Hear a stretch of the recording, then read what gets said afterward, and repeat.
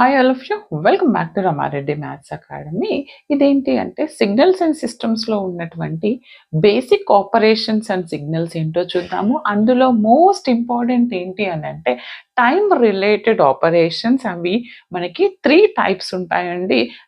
అదేంటి అంటే time shifting, time scaling and time reversal operations.